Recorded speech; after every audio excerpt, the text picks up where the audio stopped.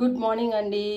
ఈరోజు మీకు lemon rice పులిహోర, నిమ్మకాయ పులిహోర చూపిస్తానండి. దానికి కావాల్సినవి నిమ్మకాయ, దాన్ని రసం తీసి పెట్టుకున్నానండి.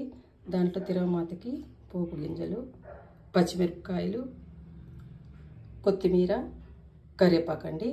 వేరుశనగ పప్పులు కూడా వేస్తానండి. అవి ముందుగా వేయాలి కాబట్టి ఈ రెండే చూపిస్తున్నాను మీకు.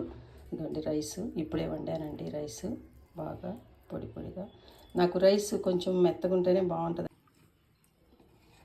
కొంచెం నూనె అండి, ఆవాలు,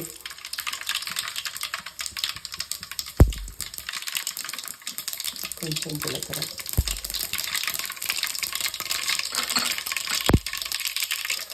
వేరుశనగపప్పు అండి, పచ్చిమిరపకాయలు,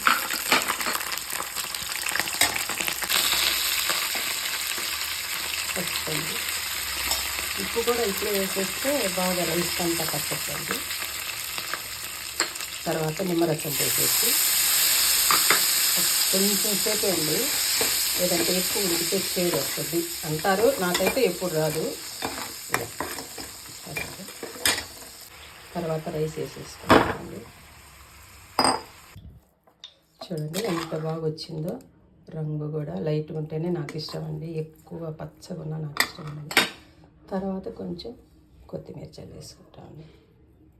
సూపర్గా ఉంటుందండి. అంతే. చూడండి ఎంత అద్భుతంగా ఉందో లెమన్ రైస్.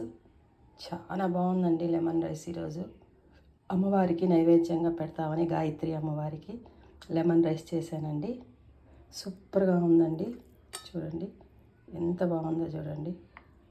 చాలా బాగుందండి లెమన్ రైస్. నచ్చితే లైక్ చేయండి.